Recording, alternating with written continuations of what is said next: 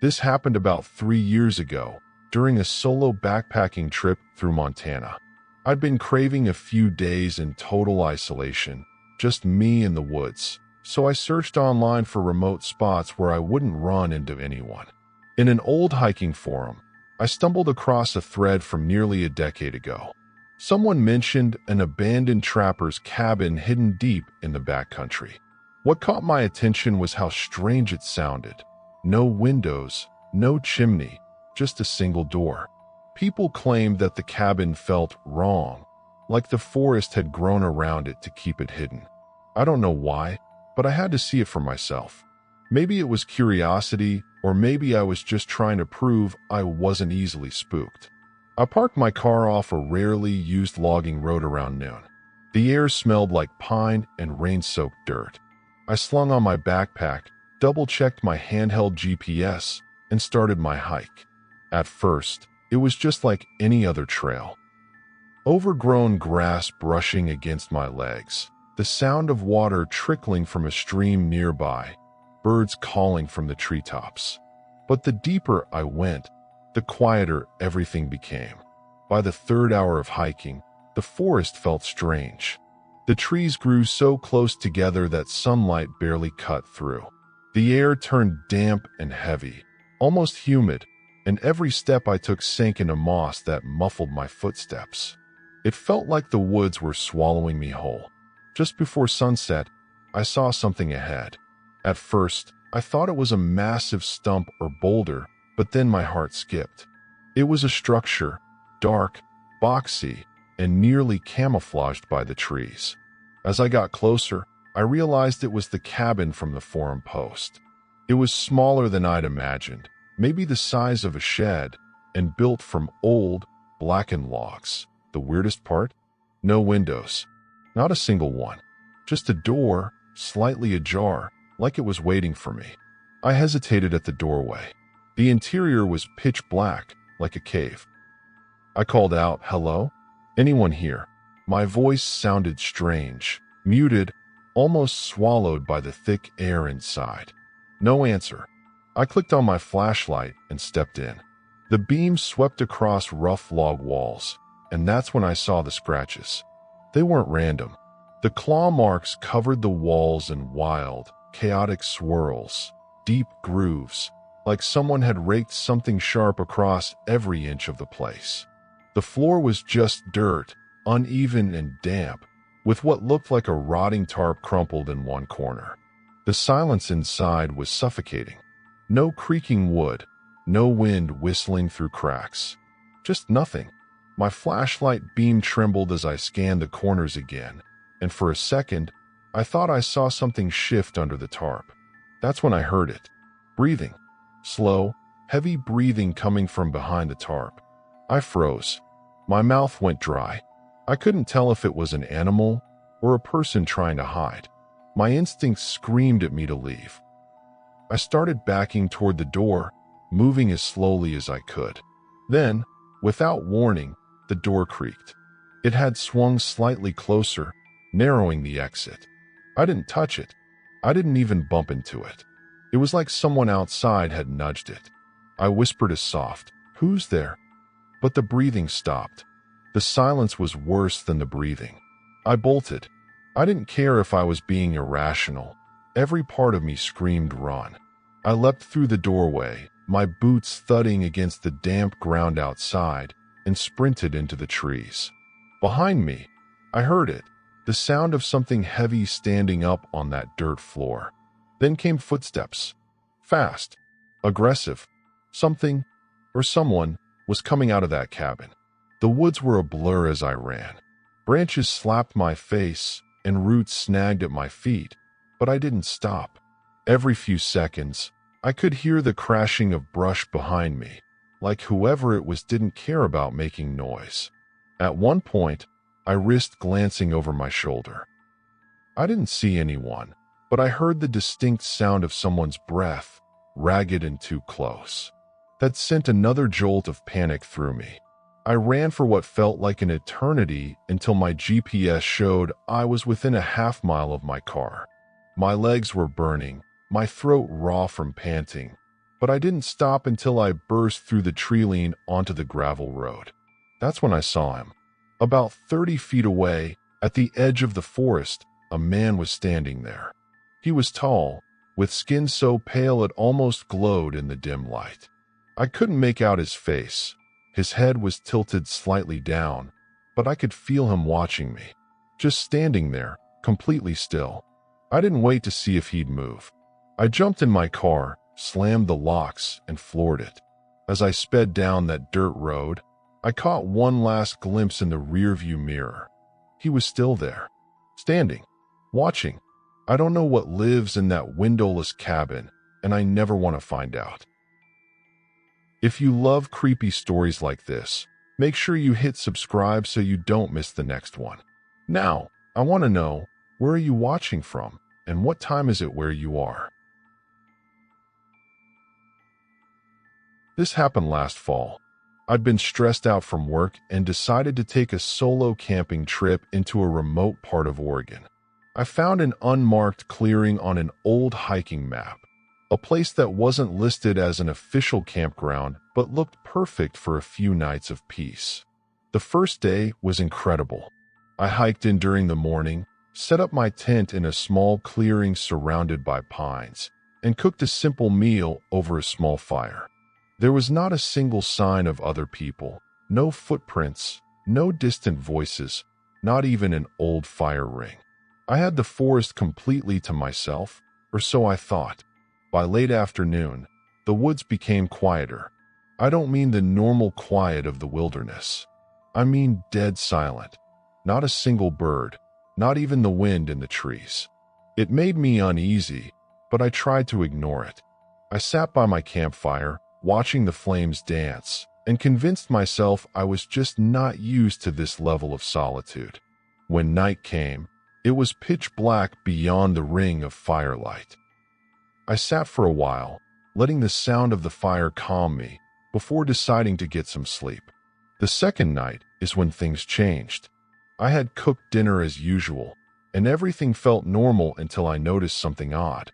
Around 11 p.m., I saw a faint flicker of orange light deep between the trees, like another campfire. It wasn't close, but it was close enough for me to know that someone else was out there. That didn't make sense.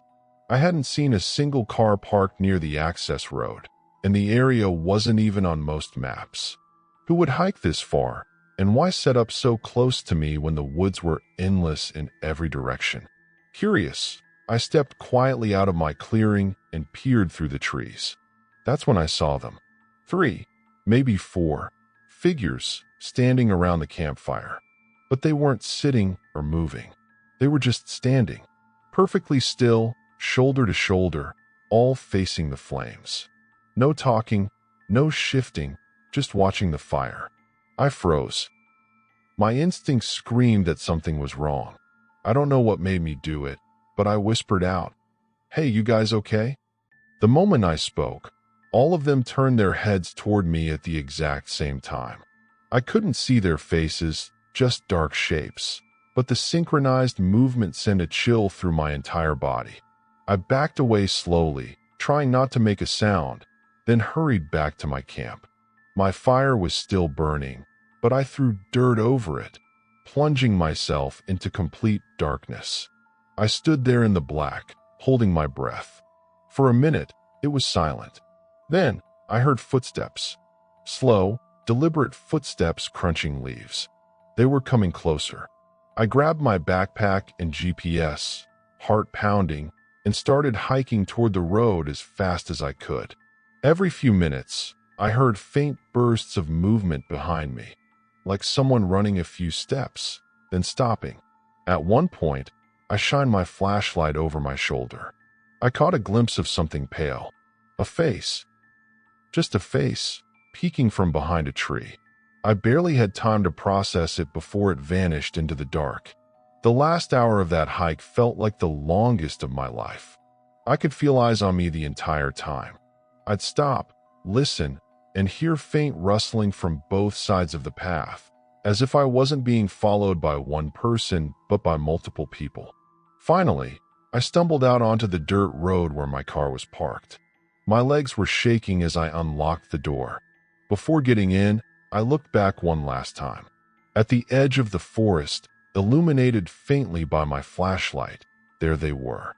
3 figures, standing side by side, watching me. I jumped into my car and sped away. Even after I hit the main highway, I couldn't stop glancing in my mirrors, half expecting to see headlights behind me. Or worse, someone sitting in the back seat. To this day, I don't know who or what they were. All I know is that they weren't just random campers.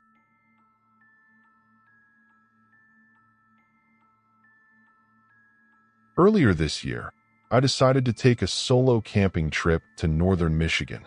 It's the kind of forest that swallows entire towns, where the roads seem to end in walls of trees, and you can drive for hours without seeing another soul. I wanted that kind of isolation, somewhere I could just clear my head, far away from people and all the noise of everyday life. I arrived late in the morning, parked at a nearly forgotten access road, and started hiking in. The air was crisp, and everything smelled fresh, like wet pine and cold earth. At first, the trail felt inviting. Birds chirped, and the distant hum of a creek guided me forward. I must have hiked for a good 2 hours before I found a perfect clearing, a soft, mossy patch near a slow-running stream, with just enough space for my tent and fire pit. The first few hours were perfect. I boiled some water, brewed coffee, and just sat there, listening to the quiet gurgle of the creek. For a while, I felt like I'd stumbled into some secret world. I remember thinking, this is exactly what I needed. But as the days slipped into evening, I began to notice how quickly the forest fell silent. By the time the sun was just an orange smear behind the trees, all sound had stopped. Not a single bird, not a rustling breeze, just silence. I figured maybe it was normal. Maybe the wildlife in these parts settled down earlier than I was used to. But something about the stillness made me uneasy, like the entire forest was waiting for something. I turned in for the night around 10 p.m. The fire was out, the stars were hidden behind thick clouds, and my tent was just a dark cocoon in an even darker forest. I drifted off to sleep without much trouble, but a few hours later, I woke up with this strange, gut-deep feeling that something wasn't right. At first, I thought it was the wind, but then I realized I could hear whispering. It was faint but unmistakable. 2 voices, maybe more, just outside the tent. I froze, barely breathing, straining to make out what they were saying. But the voices were too low, too soft, almost like they were speaking directly to the ground. I slowly reached for my flashlight, my heart hammering, and unzipped the tent flap just a few inches. That's when I saw them. Footprints. Barefoot prints, circling my tent like someone had been walking around it for hours. My first thought was that I was hallucinating, but the damp soil made the prints shine under the beam of my flashlight. They were fresh. Very fresh. I shined my light into the trees, and that's when I saw her. She was standing about 20 feet away, just beyond the reach of my light. A woman, or what looked like one.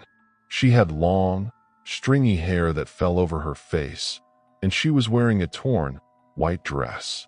She didn't move, didn't flinch. She just stood there, staring. "Who are you?" I shouted, my voice cracking. No response. She didn't even twitch. Then, from behind me, on the opposite side of the camp, I heard a man's voice, calm and low, like he was standing just a few feet from the tent. "We're not here for you yet." The second I heard those words, every nerve in my body went cold. I didn't even think. I just ran. I grabbed my keys and flashlight and bolted out of the tent, leaving everything behind. My gear, my food, even my jacket, I didn't care. The woods were pitch black, and the silence felt alive, like the trees were holding their breath. Every few steps, I glanced behind me, certain I'd see someone following. And then I heard it, footsteps. Not one set, but 2. Running. I aimed my flashlight back and caught just the faintest glimpse of them. Two figures, side by side, both barefoot, both moving fast but eerily quiet. I couldn't see their faces, but I could feel their eyes locked on me. I sprinted through the underbrush, my legs screaming, my heart pounding so loud it drowned out everything else. Every time I looked back, I caught flashes of white, her dress flickering between the trees, and the shadow of the man following close behind. The path to my truck was rough and almost invisible in the dark, but adrenaline kept me moving. By the time I reached the access road, I was gasping for breath. I fumbled with my keys, nearly dropping them.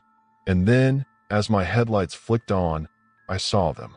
The man and the woman stood at the edge of the tree line, perfectly still, their heads tilted slightly, watching me. They didn't step closer, didn't run, just stood there like statues as I slammed the car into gear and sped down the road. Even when I was half a mile away, I swore I saw something pale in the mirror, standing in the middle of the road, watching me leave.